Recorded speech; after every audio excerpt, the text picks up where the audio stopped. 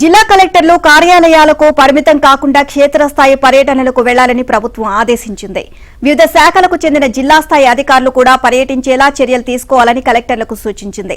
లబ్దిదారులతో స్థానిక ప్రభుత్వ సిబ్బందితో మమేకం కావాలని, వారితో ఇష్టాగోష్ఠిగా మాట్లాడి పథకాలు కార్యక్రమాలు ఏ మేరకు చేరుతున్నాయి, లక్ష్య సాధనలో ఆయా పథకాలు ఎంతవరకు సఫలీకృతం అవుతున్నాయి అన్న వివరాలు సేకరించాలని నిర్దేశించింది. ఈ వివరాలన్నిటితో ప్రతి నెల 5వ తేదీలోగా టూర్ డైరీ రూపంలో సీఎస్ కు నివేదిక పంపాలి అని సూచించింది. ఇక ఈ పర్యటనల వల్ల గ్రామీణ సమూహాలకు అందుతున్న సంక్షేమం ద్విగుణీకృతం అవుతుంది అని, ప్రభుత్వంపై ప్రజల్లో నమ్మకం పెరుగుతుంది అని పేర్కొంది. కలెక్టర్ల పనితీరును అంచనా వేసే సందర్భంలో వారి క్షేత్రస్థాయి పర్యటనలు, నిబద్దత వంటి అంశాలను పరిగణలోకి తీసుకుంటామని తెలిపింది. దీని ఆధారంగా రివార్డులు, పనిష్మెంట్లు ఉంటాయని పేర్కొంది. ఈ మేరకు ప్రభుత్వ ప్రధాన కార్యదర్శి శాంతికుమారి అన్ని జిల్లాల కలెక్టర్లకు అంతర్గత ఉత్తర్వులు జారీ చేశారు.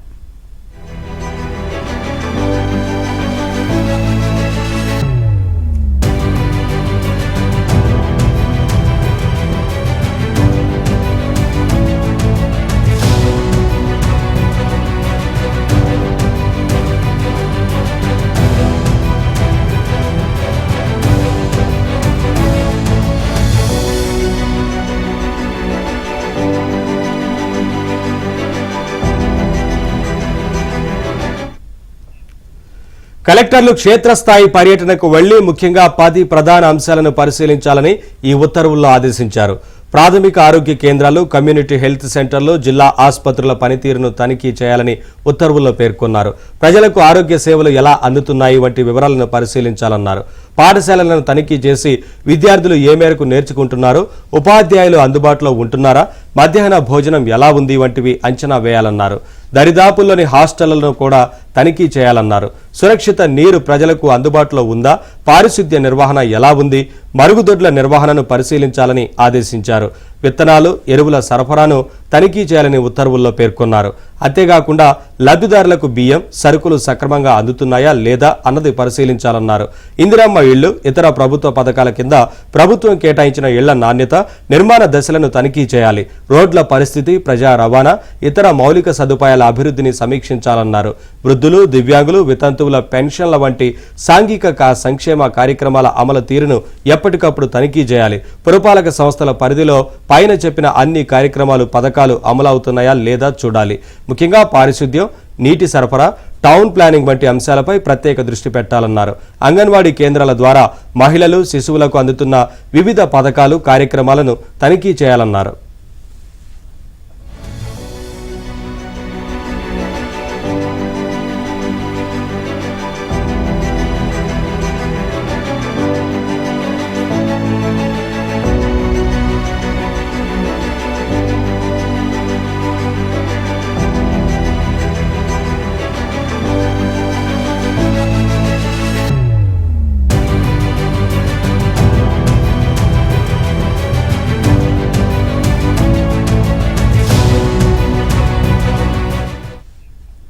ఆకస్మిక తనిఖీల ద్వారా ప్రజలకు అందుతున్న ప్రభుత్వ సేవలను కలెక్టర్లు అంచనా వేయాలని ఆదేశాల్లో పేర్కొన్నారు. ఈ విషయంలో నిర్లక్ష్యం వహించరాదని స్పష్టం చేశారు. ఈ నెల 2న అన్ని ప్రభుత్వ శాఖల కార్యదర్శులు, ముఖ్య కార్యదర్శులతో నిర్వహించిన సమావేశంలో సీఎం రేవంత్ రెడ్డి కలెక్టర్ల పనితీరుపై అసంతృప్తి వ్యక్తం చేశారు. కలెక్టర్లు క్షేత్రస్థాయి పర్యటనలకు వెళ్లేలా చూడాలి అంటూ ముఖ్య కార్యదర్శులను ఆదేశించారు. ఈ నేపథ్యంలోనే సీఎస్ తాజాగా ఉత్తర్వులు జారీ చేశారు.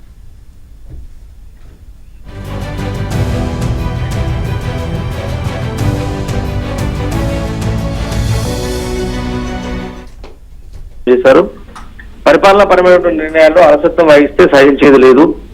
పర్టికులర్ గా ఐఏఎస్ ఆఫీసర్ల పనితీరును బట్టి వాళ్ళ ప్రమోషన్లు, పదోన్నతులు ఉంటాయని చెప్పేసి గతంలో చాలా స్పష్టంగా అనౌన్స్ చేసినటువంటి ముఖ్యమంత్రి రేవంత్ రెడ్డి, కలెక్టర్లు పూర్తి స్థాయిలో ఫీల్డ్ విజిట్స్ కు దూరంగా ఉన్నారు కాబట్టి కొన్ని ధర్నీ లాంటి కీలకమైన సమస్యలు ఆగిపోవడము, ప్రజాక్షేత్రంలో ఉన్నటువంటి ఇష్యూస్ అన్ని కూడా ప్రభుత్వ నోటీసులోకి వెళ్ళకపోవడం లాంటి ఇబ్బందులు జరుగుతున్నాయి. కాబట్టి వీటన్నిటిని వెరిఫై చేసి చూసి ఆ రిపోర్ట్ ని ఎప్పటికప్పుడు సీఎంఓ కార్యాలయానికి పంపించాల్సిందిగా కలెక్టర్లదే బాధ్యత అంటూ గతంలో జరిగిన కలెక్టర్ల సమీక్ష సమావేశంలో స్పష్టంగా చెప్పడం జరిగింది. దీనికి సంబంధించిన విషయంలో అన్ని జిల్లాల వ్యాప్తంగా ఉన్నటువంటి స్కూళ్లు, ఆసుపత్రులు కావచ్చు, తాగునీరు, పారిశుద్ధ్యం, పింఛన్ లాభాలు తదితర ఇష్యూలు అన్నిటిపైన కూడా ఎప్పటికప్పుడు ప్రజల నుంచి ఫీడ్బ్యాక్ తీసుకుంటూ నేరుగా కలుస్తూ ఇప్పటికే ప్రభుత్వం చేపట్టినటువంటి ప్రజావాణి కార్యక్రమం లాంటికి చాలా విశేష స్పందన వస్తుంది.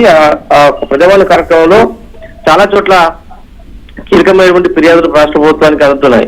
వీటిలో కొన్ని సత్వర పరిష్కారం అవుతున్నాయి, కొన్ని సమయం తీసుకొని పరిష్కారం చేసే ప్రయత్నం చేస్తున్నప్పటికీ కూడా ఇంకా కూడా కలెక్టర్లు ఫీల్డ్ విజిట్ అనేటువంటిది ఒకప్పుడు పెద్ద ఎత్తున ఉండేది. ఇప్పుడు పూర్తి స్థాయిలో తగ్గిపోయింది. కలెక్టర్లకు ప్రజలకు మధ్య సమన్వయం తగ్గింది కాబట్టి ప్రజలకు ప్రభుత్వానికి మధ్య వారధులుగా ఉండాల్సిన కలెక్టర్లు, ఐఏఎస్ ఆఫీసర్లు ఇలా చేయడం కరెక్ట్ కాదు. పనితీరు మెరుగుపరచుకోవాలి, తద్వారా రాష్ట్ర ప్రభుత్వానికి మంచి ఫలితాలు వస్తాయి. ఈ అంశాన్ని చాలా సీరియస్ గా తీసుకోవాలని చెప్పేసి సిఎస్ ద్వారా అన్ని జిల్లాల కలెక్టర్లను ఆదేశించారు ముఖ్యమంత్రి రేవంత్ రెడ్డి. సో దానిలో భాగంగా పూర్తి స్థాయిలో ఇక మీదట ఏ కలెక్టర్ ఎక్కడెక్కడ ఫీల్డ్ విజిట్ చేస్తున్నారు, ఇక హైదరాబాద్ లో ఉన్నటువంటి సెక్రటరియట్, రాష్ట్ర పరిపాలనకు గుండెకాయ లాంటి సచివాలయంలో ఉన్నటువంటి సెక్రటరియట్ లో ప్రిన్సిపల్ సెక్రటరీలుగా అదేవిధంగా ఇతరత్ర పదోన్నతుల్లో పనిచేస్తున్న కూడా వాళ్ళ పనితీరును కూడా ఎప్పటికప్పుడు మానిటరింగ్ చేసేలా ఉంటుందని చెప్పేసి ముఖ్యమంత్రి రేవంత్ రెడ్డి చాలా స్పష్టంగా అనౌన్స్ చేశారు. సో దానికి అనుగుణంగా కలెక్టర్లు పనిచేయాల్సి ఉంటుంది. దీంతో పాటుగా గ్రేటర్ లో భారీగా చేరికలు జరుగుతున్నాయి. ఒకవైపు కాంగ్రెస్ పార్టీ గర్వాపతికి తెరలేపుతూనే గతంలో ఏదైతే బీఆర్ఎస్ పార్టీ అనుసరించిన వ్యూహాన్ని మరొకసారి కాంగ్రెస్ పార్టీ పూర్తి స్థాయిలో అనుసరిస్తా ఉంది.